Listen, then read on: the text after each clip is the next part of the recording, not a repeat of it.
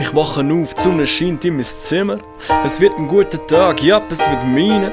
Doch es stellt sich raus, das ist ja gar nicht Sonne. Das ist die Lampe und die fucking Nacht ist gar nicht rum. Egal, ufstah, heute wird etwas draus gemacht. Also ufpasst, Welt, wenn ich meinen Zug mach, dann steh ich jetzt Spaghetti, Reste von gestern oder heute. Ich weiss es nicht, ich werd mich wohl nie verbessern. Steht mir nicht To-Do-List, hört nicht auf Wachsen. Das kann ich nicht aufholen, wie soll ich das schaffen? Ja, die Selbstzwifel, die sind dumm, Mann, ich weiss. Doch mein Wille versandet in meiner Unsicherheit. Ach verdammt, immer das Gleiche, doch immerhin kann ich mir sicher sein. Ich werde sicherlich niemals mit mir zufrieden sein. Ich schaff es nicht einmal am Ziel vorbei. Doch mein Galgenhumor ist so real wie nie.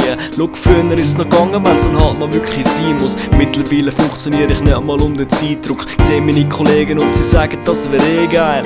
Sie beneiden mich ein bisschen für meine Freiheit. Denn ich mach was ich will und ja, ich mache mit Shit allein. Doch ich beneide sie ein bisschen für ihre Sicherheit. Doch der finanzielle, das ist noch der kleinste Teil. Wie schon gesagt, ich bin allein, niemand, der mir Schritt vorzeigt. Ich sitz daheim, bis mit Rap können schaffen. Fehler sind vorprogrammiert und schwer zu verkraften. Los zu motivieren, noch ein meine Lieblingsalben. Doch ironischerweise habe ich die abgeladen.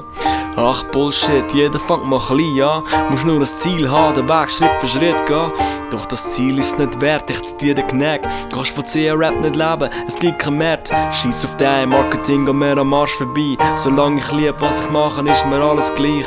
Doch ich wohne bei den Eltern, ohne etwas zu zahlen. Wie lang kann man warten, wenn platzt der Kragen? Ja, es ist wahr, das Leben ist eine Achterbahn. Wenn dich darüber freust, dann macht auch alles Spass. Ja, sogar wenn es vielleicht mal runtergeht. Doch du musst zahlen, damit du überhaupt mal fahren kannst. Und sind wir ehrlich, Rapper ist ein Scheißberuf. Man, du verdienst nichts mit Auftritt und iTunes. Es fehlt an Wertschätzung in der Gesellschaft. Man, sorry, stell dir vor, die besten Banker machen's nur als Hobby.